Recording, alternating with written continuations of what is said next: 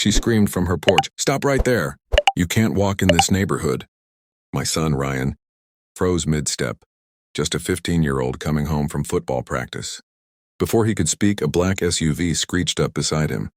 Two men jumped out wearing badges that looked off. One grabbed Ryan's arm, saying, "You're trespassing on HOA property." Ryan panicked, stammering, "This is my street. I live right there." He pointed at our house. But the so-called officer shoved him toward the SUV. From my kitchen window, I saw everything. My heart dropped as I ran outside, shouting, "Let him go!"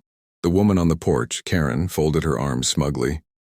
"He was loitering," she said, her voice dripping with fake authority. "These are our community officers. We have the right to detain him." Her tone was sharp, but I caught the nervous flicker in her eyes. Something wasn't right. The men shoved Ryan inside the SUV despite my yelling. I pulled out my phone and started recording. "You touch my son again and I swear." Before I could finish, one of them barked, "Ma'am, stay back or we'll arrest you too." My blood boiled. I looked closer at their uniforms, no department patch, just blank black vests. Karen smirked, whispering loud enough for me to hear, "Maybe this will teach you people not to break HOA rules." I felt my fists tremble. "You people?" That was it. I hit dial on my phone. 911, what's your emergency?" The dispatcher asked.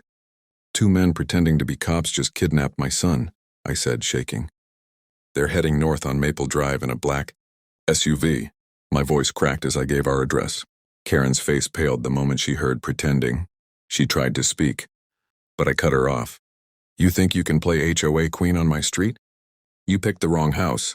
Within minutes, the sound of sirens filled the air. The SUV barely made it 2 blocks before real police swarmed them. I ran barefoot down the street as they pulled the fake cops out at gunpoint. Ryan stumbled out, terrified but safe. I hugged him so tight I could barely breathe. One of the officers looked at me and asked, "Ma'am, do you have any relatives in law enforcement?" The dispatcher said your name sounded familiar. I nodded slowly, wiping tears from my face. "Yeah," I said. "Ryan's mother. District Attorney Laura Bennett." Karen's expression collapsed when she heard it. The color drained from her face completely as she whispered, "D District Attorney?" I turned to her, holding my phone up with the recording still playing. "You just called fake cops on the DA's son?" And that was only the beginning. The officers led the fake cops away in handcuffs while Karen stood frozen, her mouth opening and closing like she wanted to speak but couldn't. The neighbors started to gather. Porch lights flicked on. Cameras came out. The entire street was buzzing with whispers. I saw one woman recording on her phone, muttering, "Oh my God, she's done for this time." Ryan leaned against me, still trembling. I brushed his hair back and said softly, "You're okay, baby. You're safe now." But inside I was shaking with rage. When one of the real officers approached me, I could see he recognized me. "Ma'am," he said carefully, "our chief already called the DA's office. Your husband's on his way." Karen suddenly snapped out of her silence. "Wait, this is all a misunderstanding," she cried. "Those men were HOA security. I was just trying to keep the neighborhood safe." Her voice cracked, desperation slipping through her fake confidence. The officer frowned. "Ma'am, HOA security can't detain minors, and those men aren't licensed officers, they're felons with fake badges." Her jaw dropped. "That's not possible," she whispered. "They showed me credentials, real ones." I stepped closer, my voice low but steady. "You paid them cash to scare my son, didn't you? You thought you could intimidate us off this street." Karen's eyes darted everywhere, searching for support, but no one stepped forward. The neighbors stayed quiet. Then headlights flashed down the street. A sleek black car pulled up, and the man who stepped out made everyone go still. My husband, District Attorney Mark Bennett, adjusted his tie and walked straight toward Karen. His calmness was terrifying. "Ma'am," he said, his tone cold and measured, "you had my son detained by criminals. Do you have any idea what you've done?" Karen stuttered. I didn't know who he was, your son. I just thought—" Mark cut her off sharply. "You thought what? That you could play police? That you could harass a kid because you don't like who lives next door?" He leaned in just enough that she flinched. "You're going to regret this." The officers handed him the report. Fake IDs, unregistered weapons, everything. Mark scanned it, his jaw tightening. Then he looked up at Karen again. "You're under investigation for conspiracy. Impersonation and child endangerment. Karen gasped. Investigation? But I didn't. I raised my phone. You might want to stop talking. Everything's on video. For a long second, no one spoke.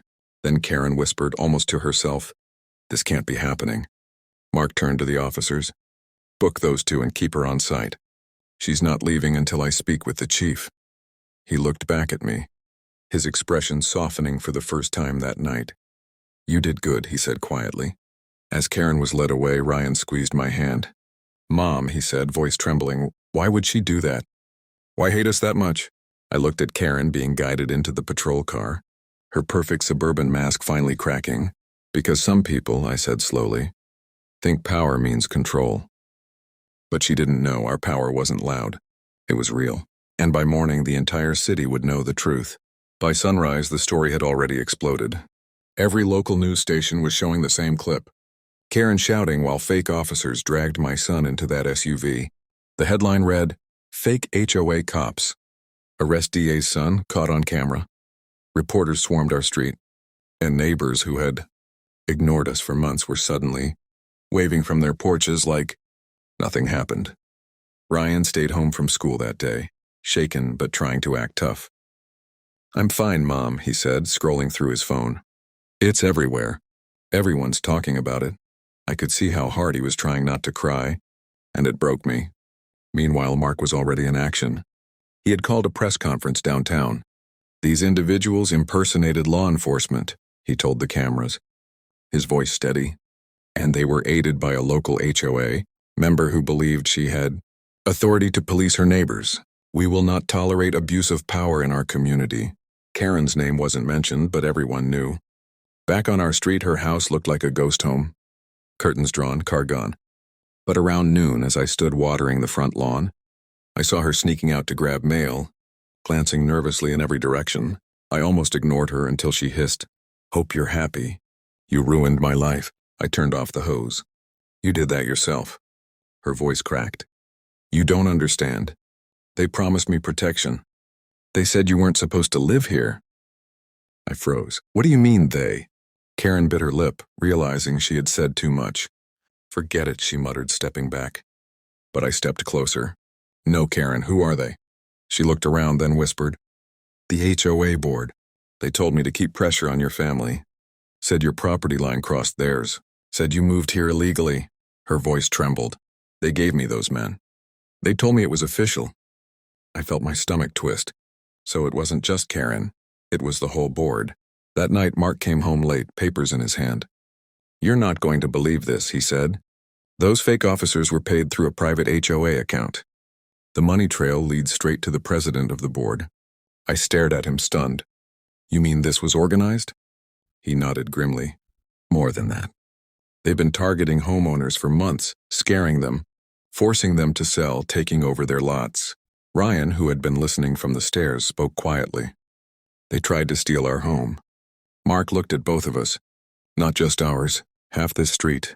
But now," he smiled faintly, the kind that meant trouble for whoever stood in his way. "Now they picked the wrong family." Outside, blue lights flashed once again as new warrants were served down the street. Karen watched from her porch, pale as snow, whispering to herself. I didn't mean for it to go this far, but it was too late. The truth was just beginning to unfold, and this time, it was going to burn the entire HOA down. By evening, our quiet neighborhood looked like a crime scene. Police cars lined the streets.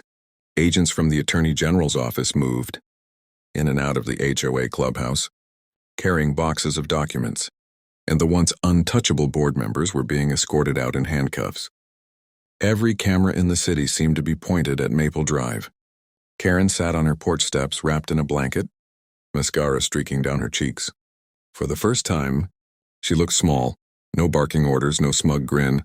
Just a woman realizing the empire she built on lies was collapsing. Mark walked up the driveway, his badge clipped to his belt. "The board president signed off on everything," he said, flipping through a file. "Fake security contracts, fake citations, even false eviction threats. They wanted to buy up houses cheap, then flip them for profit. It's organized fraud on a massive scale." I shook my head slowly. "And Karen was their puppet." Karen lifted her eyes, hearing her name. "I didn't know they were criminals," she whispered. They said I was just enforcing HOA rules. I thought I was helping the community. Mark's tone was sharp. You kidnapped a child. Karen, you called fake cops on a teenager and stood by while they dragged him away. That's not helping anyone. She broke down, sobbing into her hands. I swear I never meant for anyone to get hurt. I thought they respected me.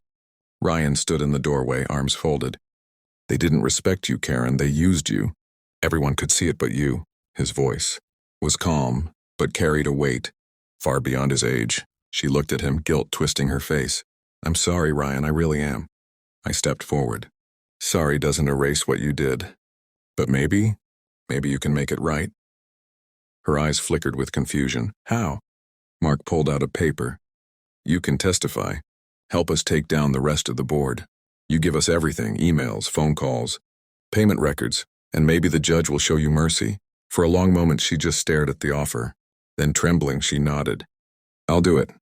As she signed the cooperation agreement, flashes from nearby cameras lit up the street. The story was already breaking again. HOA fraud ring exposed after DA's family targeted. Ryan leaned against me, watching the officers load more evidence into trucks. Does this mean it's over? He asked quietly. Mark placed a hand on his shoulder. Not yet. The board president hasn't been arrested. He's hiding, probably destroying whatever evidence is left. Karen looked up suddenly, her face pale.